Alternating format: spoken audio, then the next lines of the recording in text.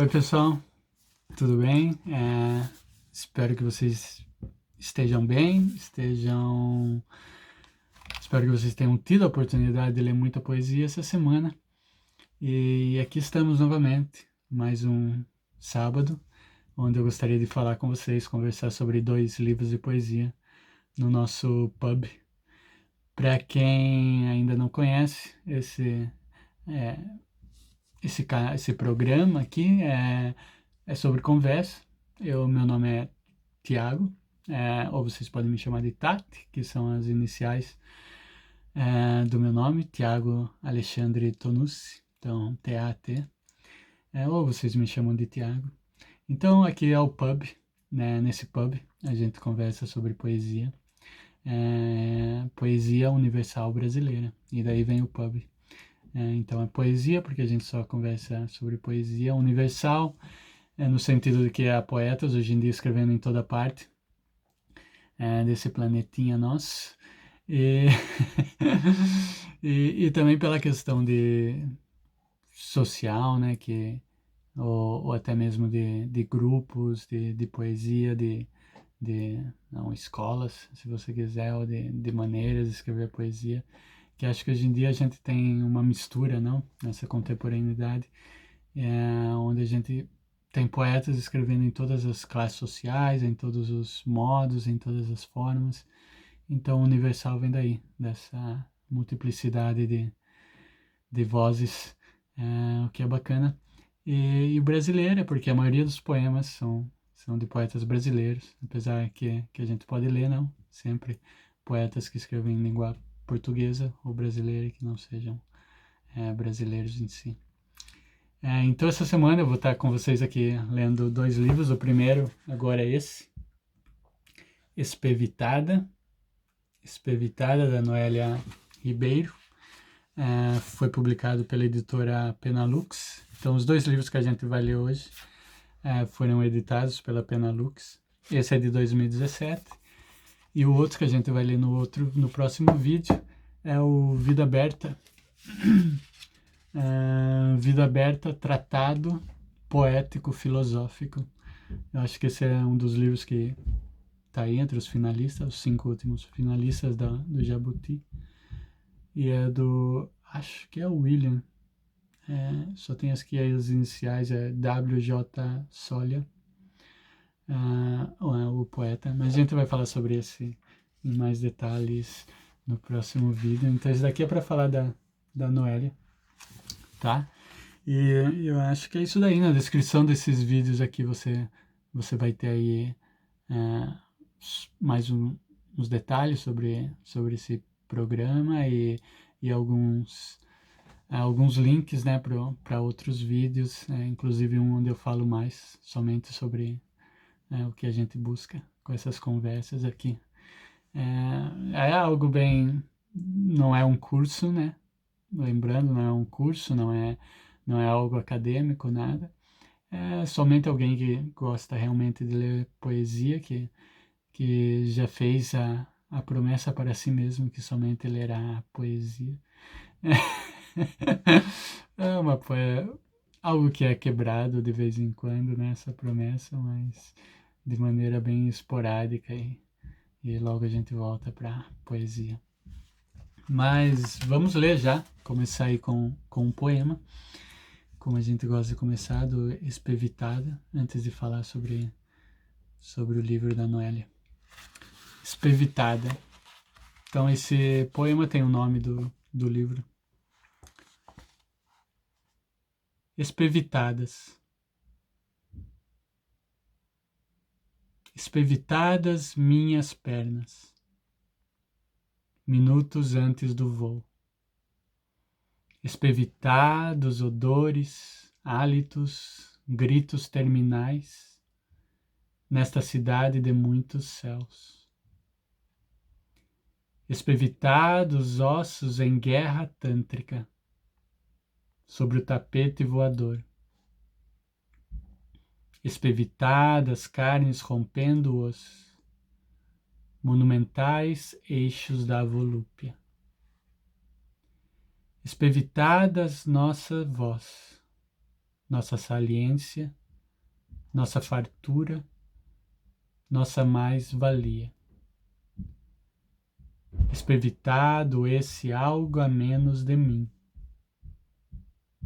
que te espera na quadra ao final do dia.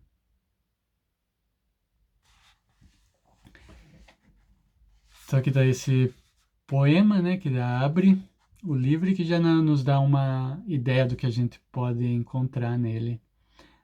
Eu acho que se você compra esse livro, espero que você compre e siga aqui. Não, e posso até comentar depois se o que vocês ouviram aqui é interessante ou não, se tem alguma coisa a ver ou se não tem nada a ver, se foi uma leitura totalmente equivocada ou, ou se foi uma leitura que cobriu alguns pontos da criatividade e da intenção da autora, apesar que a nossa intenção aqui sempre é expressar aquilo que a gente sentiu, né? Que a gente viu. Mesmo que às vezes não seja aquilo que a autora esperava dizer ou esperava criar com a sua arte. Algo que acontece com todo artista. Mas, do meu ponto de vista, a gente pode ver aqui nesse primeiro poema que a autora ela tem consciência da estrutura dos poemas, ou ela quer criar poemas onde ela tem o controle sobre a estrutura dos versos, apesar de serem versos livres, poemas de versos livres, não? Ela gosta de trabalhar com os versos, né? Escrevendo estrofes de tipo 4, 2 versos. O que nem esse daqui, a gente tem 8 versos, depois um espaço maior, mais 4 versos, um espaço maior e os 2 versos finais. E também tem a questão do espevitadas, que a gente encontra espevitadas, espevitados, espevitados, espevitadas, espevitadas, espevitado. E o título espevitada. Então a gente tem aqui 6 vezes o espevitada e 3 em masculino e 3 em feminino dentro do poema em si. O título é espevitada feminino, mas nesse caso em particular a gente pode considerar o título como não fazendo parte direta, né, na estrutura do poema. Então é isso aí, isso nos dá, né, essa percepção, né, conforme a gente começa a ler a poeta, de que ela vai ter, não, essa consciência, né, vai buscar, né, aí trabalhar com essa questão. Mas algo que eu não entendi aqui nesse poema é que alguns têm ponto final, outros não têm ponto final, e nesse sentido você fica meio confuso de se pergunta se isso foi algo pensado ou foi um erro de edição. O que será que acontece, né? Deixa eu mostrar para vocês aqui. Então vocês podem ver aí voo, né? Sem ponto final. Mas céus, voador, tem ponto final, volúpia, e depois as últimas partes aqui já sem ponto final. Então, nesse sentido, por alguns, né, terem ponto final, outros não, você não cria essa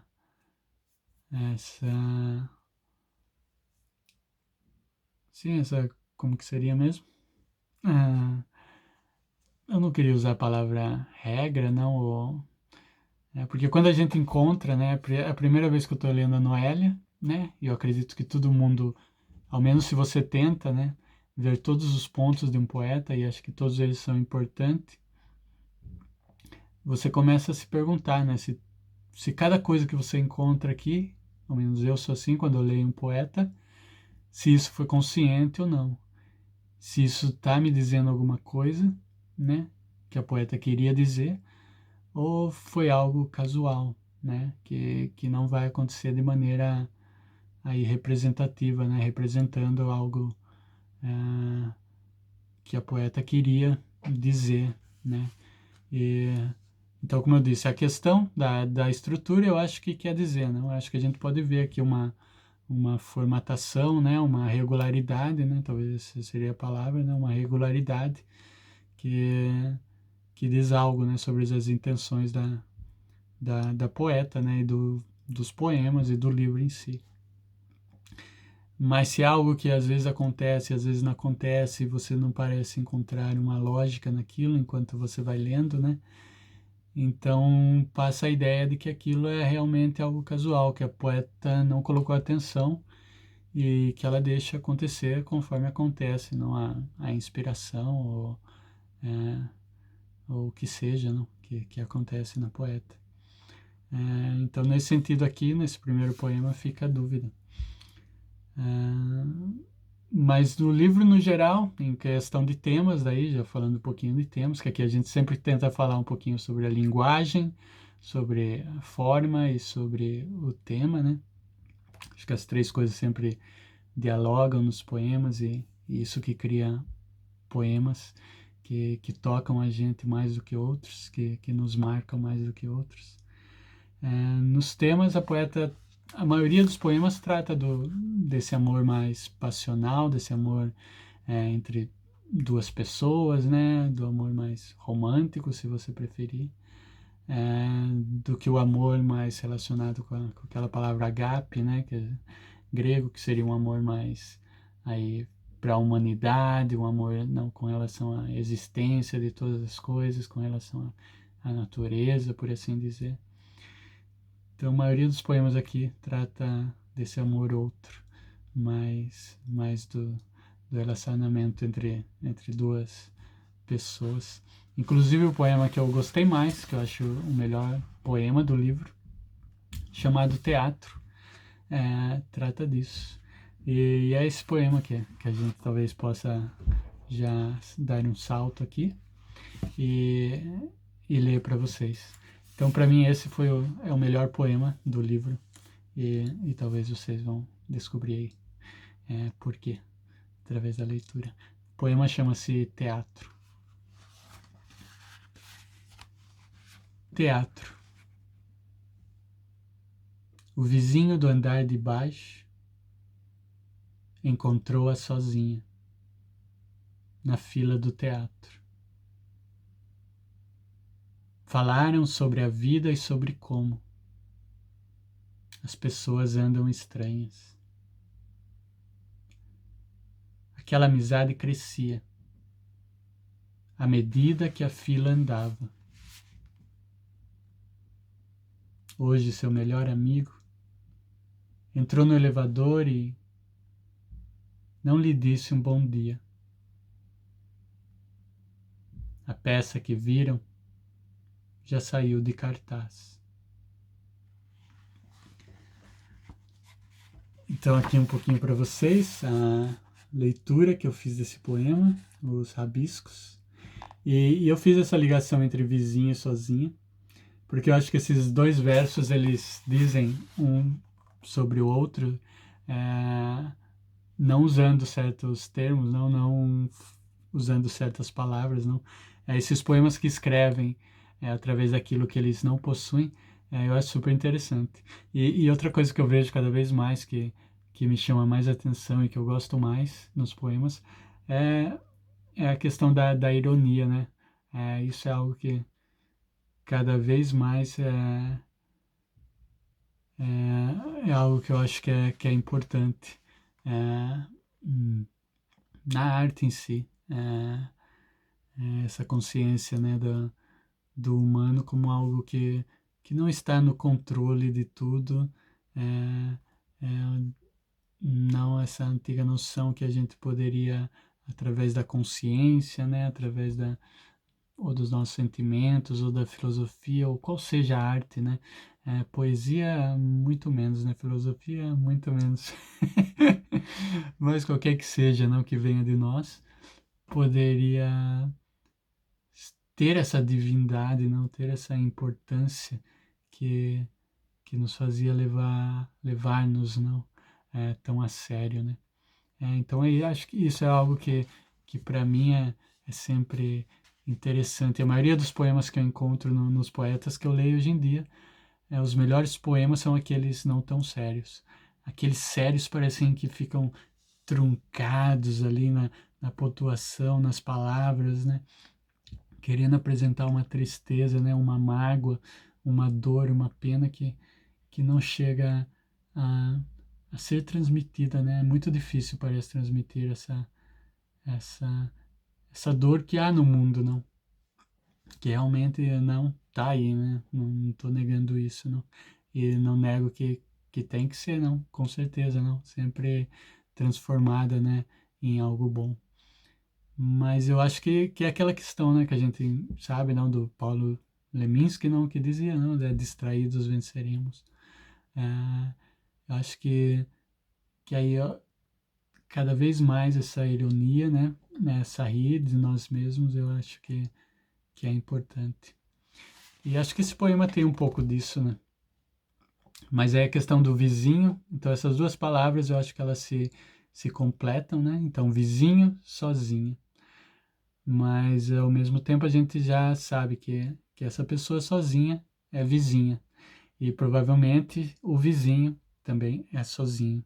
Então, a gente não tem aqui a palavra vizinha e sozinho, mas elas se completam, não, se encontram aqui através de vizinho e sozinho, é, na fila do teatro. E isso vai se firmar no restante do poema, não? Que a gente vê que, né, o Senhor realmente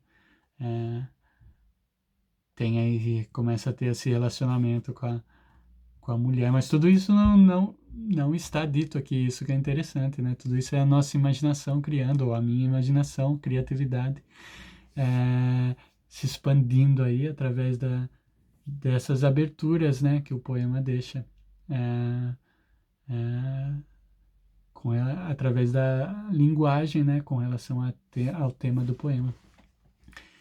É, e também é essa questão aqui, né, como a gente vê, aquela amizade crescia à medida que a fila andava. Então é duro, acho que, imaginar uma fila, por maior que ela seja, onde uma amizade, se a gente tomar em consideração que a amizade geralmente, para crescer ou para ela ser criada, leva tempo, leva compartilhar, né, momentos de tristeza, de alegria, né, de sinceridade, de honestidade, ou às vezes até de não honestidade, de não de desculpa e, e de não e de se ajudar um ao outro, né? Nos leva então a ver, não, essa como realmente uma metáfora, né, como uma imagem da vida, né? Coisa que também o teatro, a gente sabe, tem essa relação, né? O teatro, a vida como um teatro. Então tudo aqui dá essa sensação de que, na verdade, esse teatro, essa fila, a fila poderia até ser a fila dos dias, né? Dias e noites que se enfileiram, né? Para criar, né, essa nossa existência, né? Como humanos.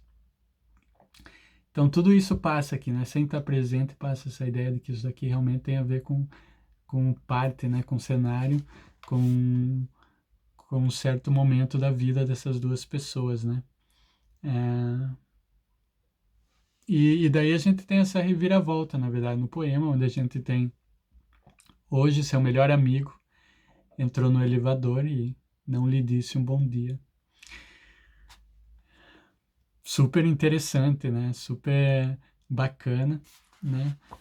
Essa parte que nos deixa aí também, cada um pode ter a ideia que quiser dessa parte, mas com certeza a gente tem aí uma reviravolta na situação dos dois, né?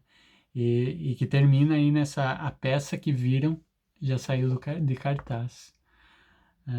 Então, que a vida terminou, alguma coisa a gente pode pensar nesse sentido.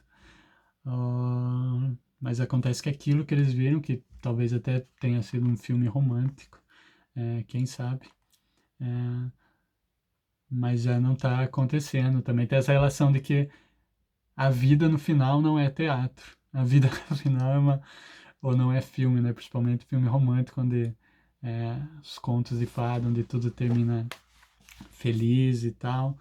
Então, também tem essa outra contraste, não? Que ao mesmo tempo que a vida pode ser teatro, né? No final, a dor da realidade é maior do que a dor do teatro. Então, tem tudo isso, né? E isso só o poema só consegue porque ele não diz tudo, né? É, e ao não dizer tudo, ele diz tudo que ele devia ter dito em termos de poesia.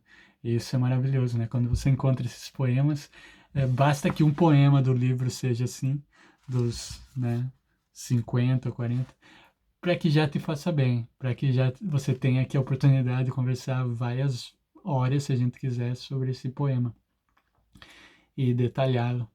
A única coisa aqui, na minha opinião, que eu teria feito diferente se eu tivesse tido a oportunidade de escrever esse poema tão bacana, tão interessante, seria com relação aí aos 5 primeiros versos, aí onde vocês podem ver o risco entre teatro e falaram.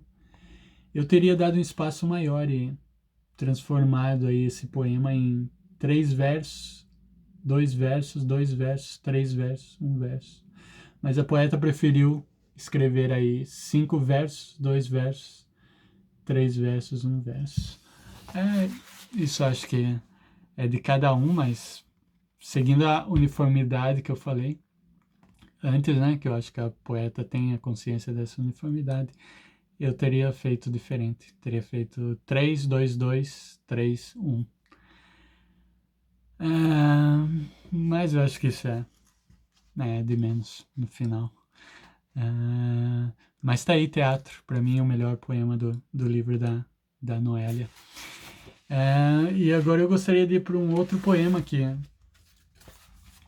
que poderia muito bem estar aí entre os melhores poemas desse livro, se não fosse pelo verso final, pela estrofe final. Que do meu ponto de vista diz mais do que devia. E o poema chama-se Entre a Vida e a Morte. Vou ler para vocês o poema. Entre a vida e a morte. A morte está na moda, pelo mundo afora. Imprime seus sinais.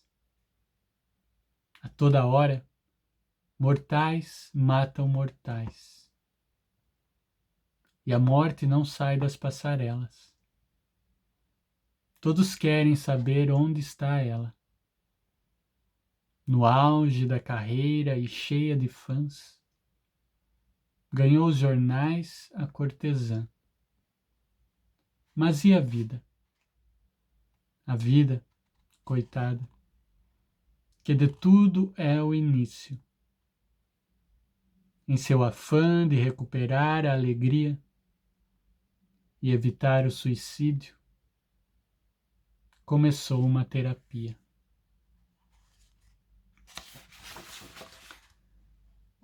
Nessa refrega, a pobre vida não se entrega.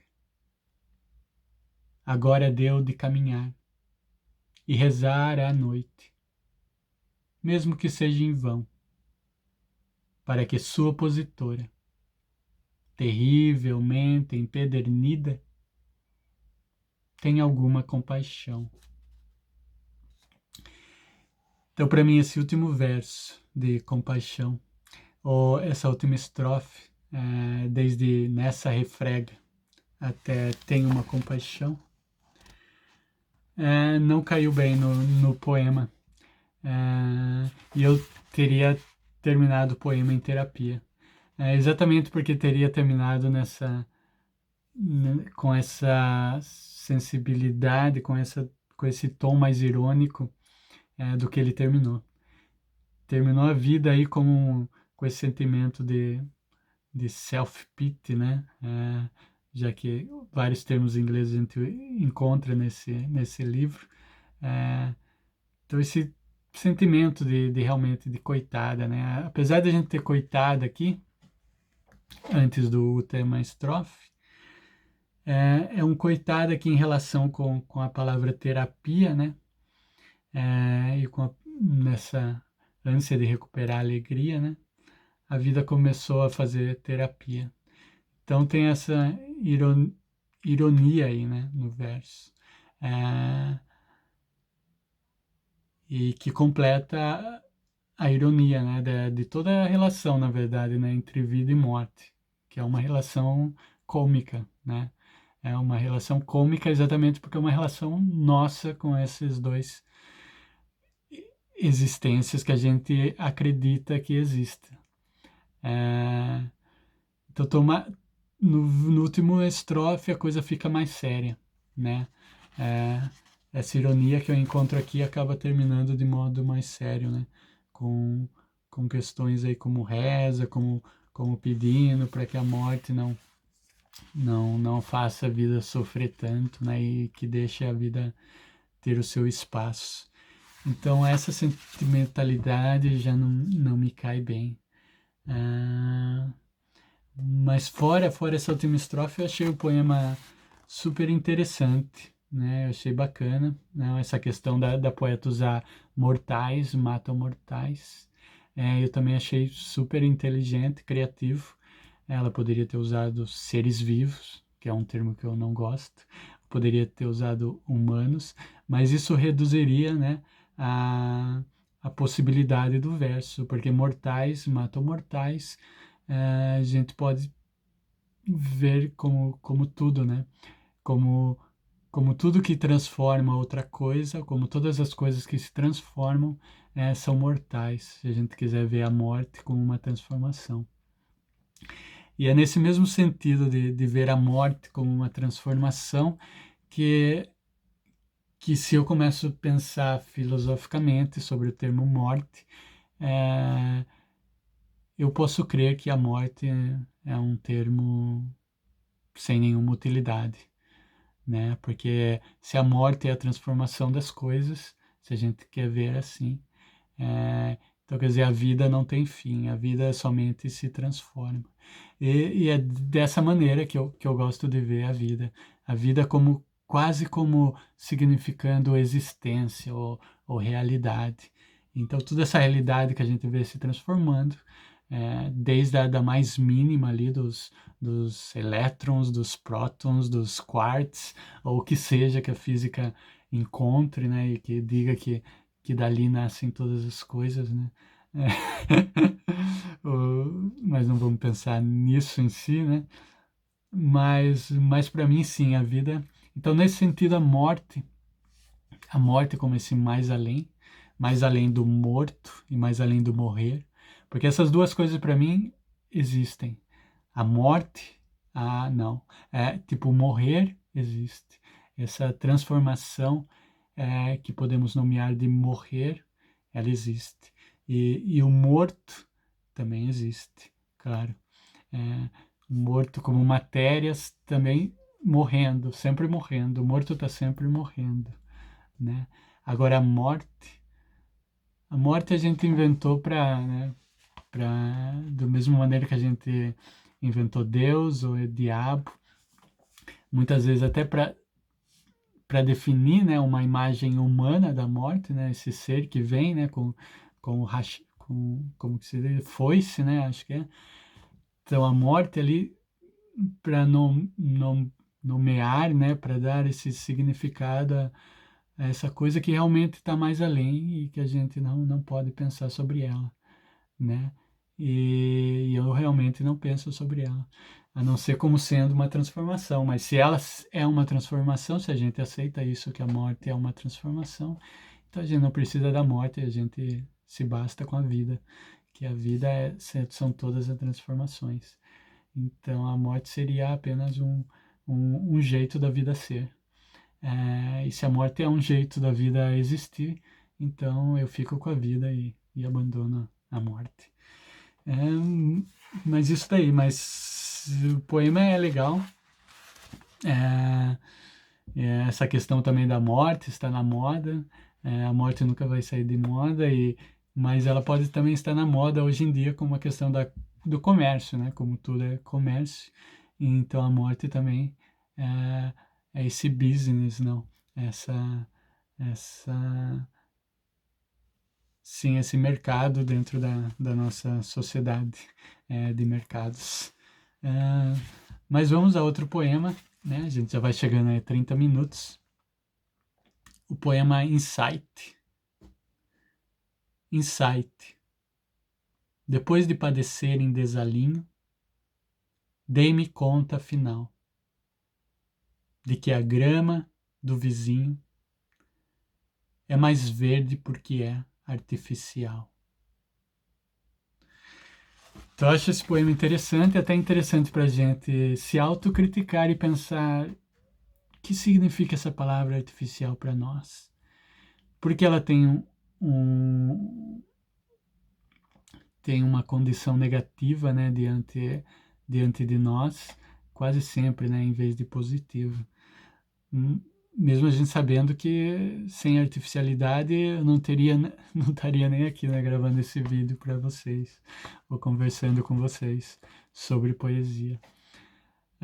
Então, que artificial é esse que tem essa sensação de negativo e que a gente usa para contrastar, né, um outro lado mais natural, por assim dizer, menos artificial, que a gente vê como positivo.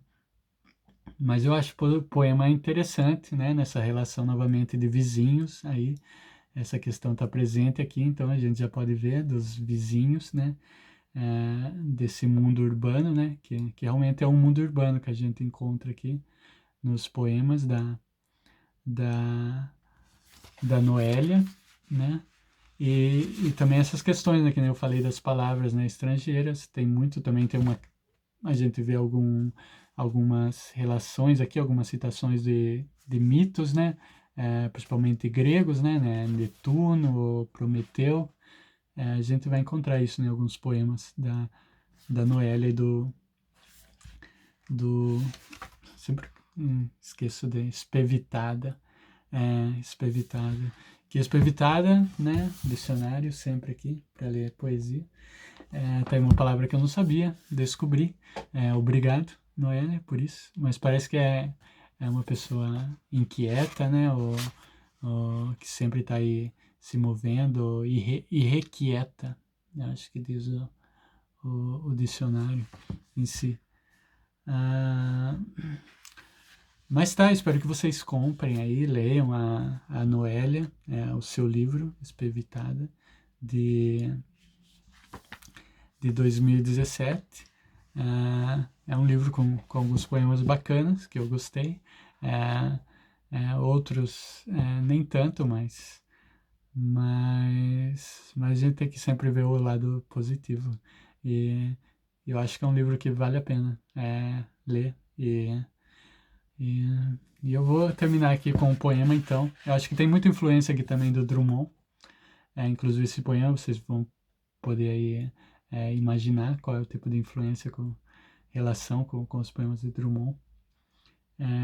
Mas eu vou terminar com esse poema que chama A Convivência e a Chuva. Vou deixar vocês com ele aí. E é isso aí, obrigado, Noélia. Parabéns pelo livro. Espero que vocês curtam. Se vocês curtiram, se inscrevam no canal. Compartilhem se puderem, comentem, digam o que vocês gostaram, o que vocês não gostaram, me auxiliem na questão técnica, na questão de tecnologia, porque eu ainda estou aprendendo sobre tudo isso. Não sei se os vídeos estão com som bom, imagem boa, ou como eu posso fazer para melhorar, usando da pouca tecnologia que eu possuo aqui, seja técnica ou realmente de material. Mas é isso daí. Então, o próximo vídeo que eu vou fazer aqui é sobre o Vida Aberta, né? Um poema aí bastante filosófico. E isso. Vivam uma existência fantástica, leiam poesia e até a próxima, tá? Até a próxima aqui no nosso pub. Então, com vocês aí, a convivência e a chuva. O síndico do meu prédio desconfia do vizinho, que desconfia da mulher, que desconfia da filha, que desconfia do namorado, que desconfia do melhor amigo, que desconfia do patrão, que desconfia da funcionária do DRH, que desconfia do enteado, que desconfia da professora, que mora no meu prédio e desconfia do síndico. Certamente, o síndico, o vizinho, a mulher, a filha e a professora desconfiam de mim. Eu desconfio que vai chover. Tchau, tchau.